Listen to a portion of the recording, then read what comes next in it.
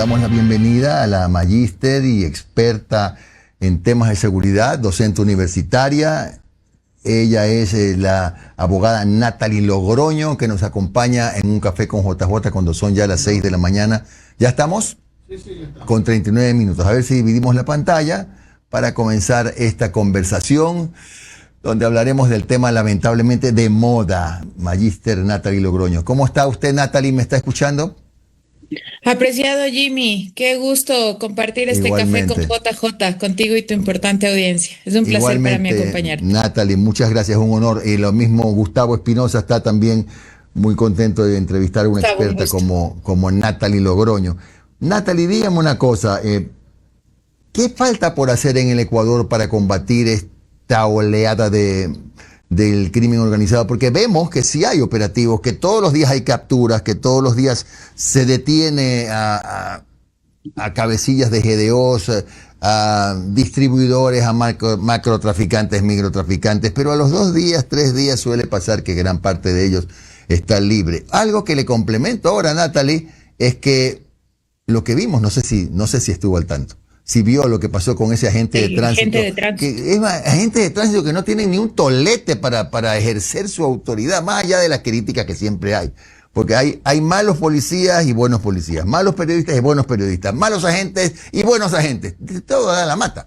Pero he tratado de poner esto medio en contexto, Natalie. ¿Qué opinas? Jimmy, qué bueno contar con tu objetividad, partiendo de que es verdad, no depende de una institución, sino de quien lo representa. Hay malos profesionales en todas las áreas. Sin embargo, sí es importante recordar que la competencia de seguridad única y exclusivamente no es del gobierno central. El artículo 393 de la Constitución establece que el Estado garantizará la seguridad a todo nivel de gobierno.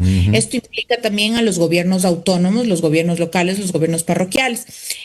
Esto es súper importante con lo que tú me acabas de mencionar de los agentes de tránsito. Si bien es cierto, los agentes de tránsito no pueden portar armas, sin embargo, sí necesita que los municipios se concentren en su dotación y preparación para actuar en este tipo de escenarios, que evidentemente es un tema de control y orden público, ¿no? Porque sí es lamentable lo que acabamos de ver con el agente de tránsito, porque se pierde todo nivel de respeto. Adicional a eso, Jimmy, es imprescindible destacar que existe un fenómeno que se llama la percepción de seguridad. El sentir percepción de seguridad no quiere decir que estemos seguros, porque en la misma calle donde tienes 30,000, 40,000 policías, militares que están formando, en el tercer piso le están violando a una niña, su padrastro le está violando a una niña. Entonces, evidentemente, si no tenemos un sistema que acapare todo lo que en realidad significa la seguridad de una forma integral, sí es un poco preocupante que sigamos movilizando policías y militares sin un norte fijo, que cada vez que nosotros los movilicemos reduzcamos un poco los niveles de inseguridad. Existe, tú ves en las noticias, también se llama el fenómeno de la criminología mediática, tú ves en las noticias que evidentemente todos los días hay detenidos, todos los días hay aprendidos, todos los días hay operativos. Muy bien, aplaudo de pie el trabajo que está haciendo las Fuerzas Armadas y el Ejército para generar percepción de seguridad. Sin embargo, como también lo mencionaste, a los 2, 3 días se encuentran en libertad, algo que en ocasiones se le puede salir de la mano a la policía. Sin embargo, también hay que hacer un mea culpa si es que los procesos policiales están bien llevados. Hace no mucho yo había visto por un canal de televisión en el cual existía un coronel de la policía. Esto es súper grave. Existía un coronel de la policía que se encontraba en el lugar de la escena del delito, donde estaba secuestrada una persona, y sin guardar la más mínima cautela y cuidado de la escena de los hechos, agarró un palo que estaba con ciertos clavos que servían para torturar, sin cadena de custodia, sin guantes, etcétera. Ese tipo de cosas a nosotros, los abogados penalistas y a los que se dedican al libre ejercicio, es queso para el ratón. Son Sumado a eso, que el proceso no se encuentra bien, no le das los elementos necesarios al fiscal para que el fiscal pueda acusar, dejando de lado evidentemente a fiscales o jueces que tal vez sí hacen su trabajo, ¿no? Claro, Y claro. dejando de lado también a policías que también pueden hacer bien su trabajo. Pero este es un claro ejemplo, Jimmy, de que no todo lo que vemos y no todo lo que escuchamos en realidad nos causa seguridad. Primero, la percepción y segundo, en realidad los procesos son bien llevados. Eso sí hay algo, eso sí se debe agarrar con pinzas a través de la Policía Nacional para evidentemente tener una policía capacitada que no tenga este tipo de errores y fallas que luego favorezcan al crimen organizado. Porque el crimen Claro. organizado, Jimmy, tiene un fenómeno que ocupa a la corrupción como un instrumento a través del cual ellos pueden conseguir beneficios. Ujú. Entonces, si nosotros Claro. le seguimos dando este pie al crimen organizado de que no tengamos una policía altamente capacitada y que tengan estos errores a ese nivel, porque era un coronel el que Ajá. estaba, el que Ya. había ingresado al lugar sin las debidas precauciones, ¿de qué Claro. hablamos? Esto es un tema integral. Todos No, nos no. tenemos que cohesionar para Sí. combatir a la Claro. inseguridad. No, es importante lo que has dicho, fundamental que también la policía elabore un buen parte para no darle al fiscal la opción de evadir el ejercicio correcto de la justicia y a la vez le endosa al juez la grave responsabilidad de decidir, cuando a lo mejor el tema comenzó mal desde el origen. Eso está claramente entendido, pero bueno, hay algunos casos, sin embargo, que en los que es difícil defender actuaciones de determinados fiscales y No jueces. tienen las herramientas Claro. los agentes de tránsito para hacer pruebas de toxicología. No A lo tienen. mucho tienen el alcotest. Claro, Pero ¿cómo demuestra que ha consumido claro, alguna sustancia? droga. A ver, el tema, ya que hablamos de integralidad, Natalie, es que tú sabes que todavía tenemos 2 o 3 factores que agravan el combate contra la delincuencia, ¿no? La droga que entra todos los días por Colombia, sabes mejor que yo que hay, yo lo digo como disco, como CD rayado, ya no sería disco. Eso era de mi época.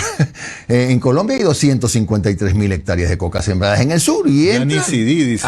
¿Ah? Ya ni CD Ni dice CD. eso. Entran a raudales, entran a raudales. Tenemos el problema de la minería ilegal. Ahora es más fácil exportar ilegalmente oro que es de este tamaño, así, y Así vale lo dijo mismo un que experto el otro día. y vale lo mismo que un bloque de droga. Entonces, ese es otro negocio. El tema del lavado de activos, que eso es una lucha tremenda. Entonces, estos son otros componentes, Natalie, que hacen que el problema sea más grave, ¿no? Sí, evidentemente nosotros pasamos de ser un país de tránsito a ser un país de acopio.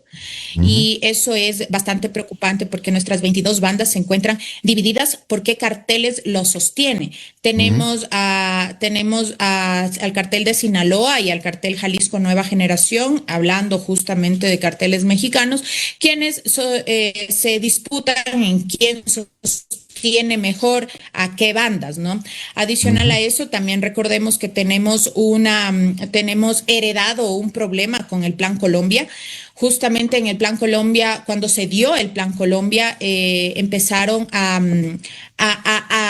enviar todo, a desviar todo al país, tanto en armamento, en personal, en productos. Entonces, sí tenemos ese problema también heredado.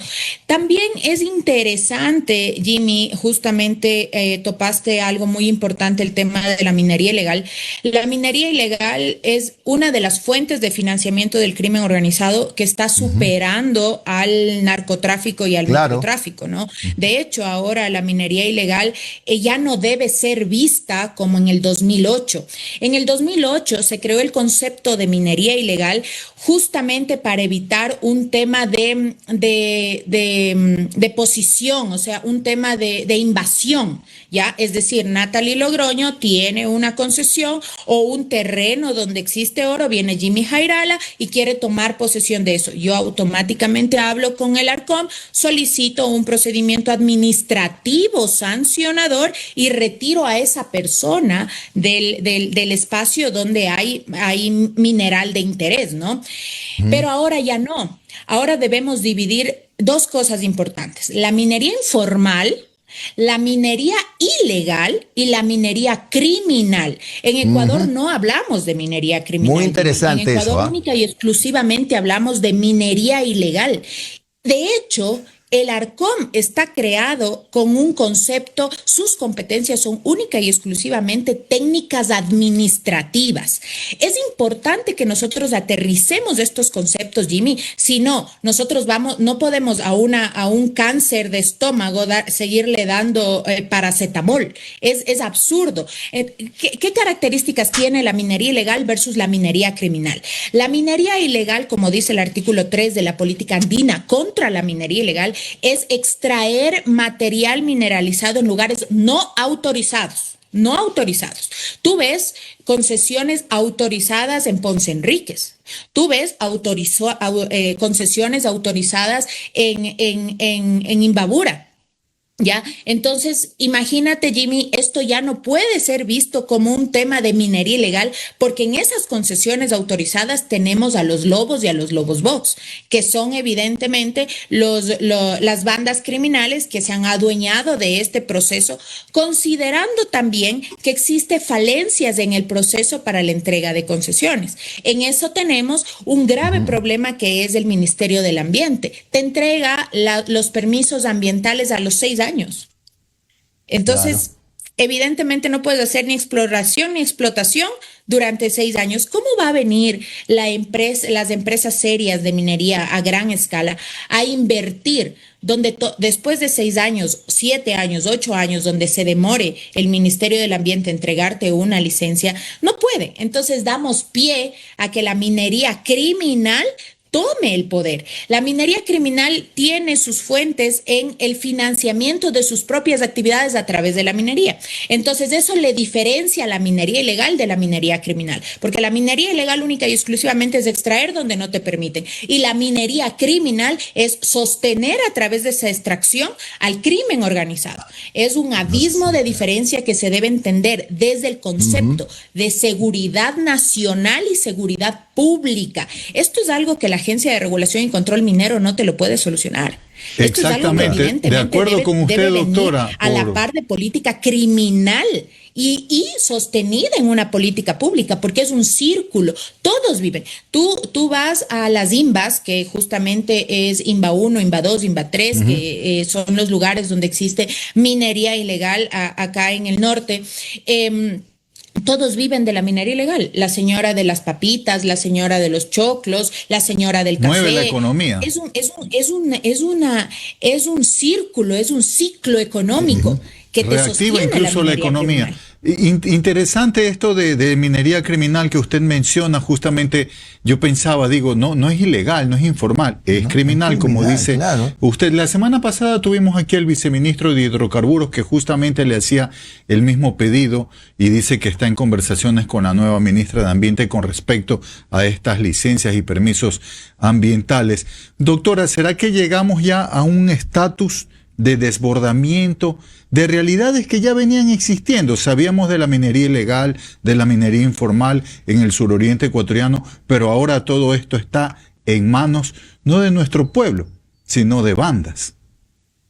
Sí, es lamentable porque esto no es de hoy, esto no es una responsabilidad del gobierno actual, esto venimos arrastrando, es una herencia nuestra, la falta de atención, en especial a nuestros recursos mineros. Hay un montón de minerales que salen, minerales silenciosos, que salen sin pagar tributos. El propio oro mismo sale sale con ciertos gramos de plata que por lo general muchos de ellos no son pesados y no existe un proceso y un protocolo adecuado en el cual se pueda realizar este tipo de pesaje y este tipo de cálculo para que no nos roben. De hecho, las exportaciones que son legales, no porque lo quieran hacer, sino porque evidentemente no existe un proceso, tanto en las licencias de comercialización, en los permisos que se entregan. Tenemos un catastro cerrado desde el 24 de enero del 2018.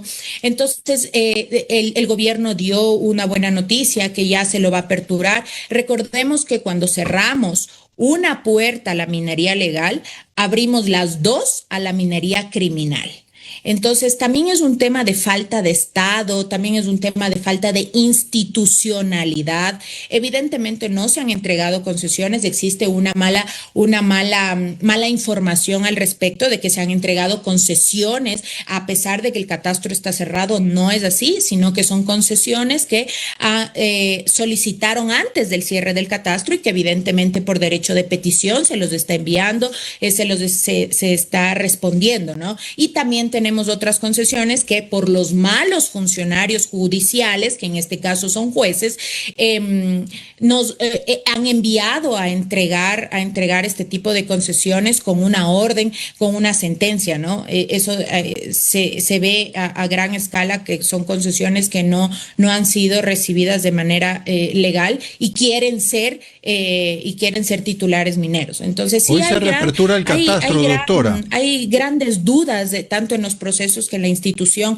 ha puesto. Y sí es importante que eso también se vaya definiendo ahora con la ley de solidaridad que ya tenemos, en especial en el reglamento. La ley de solidaridad tiene puntos súper importantes, tanto para la prevención, para la reacción y sobre todo también para el ataque de la minería ilegal, que hay que considerarlo, y el tema de los delitos hidrocarburíferos. Me recuerda un titular de Primicias que me llega en este momento. Reapertura del catastro minero de Ecuador comienza este 16 de junio, luego de más de 7 años de estar cerrado. Sí, justamente lo que les había comentado, es importante destacar que eso es un gran logro del gobierno.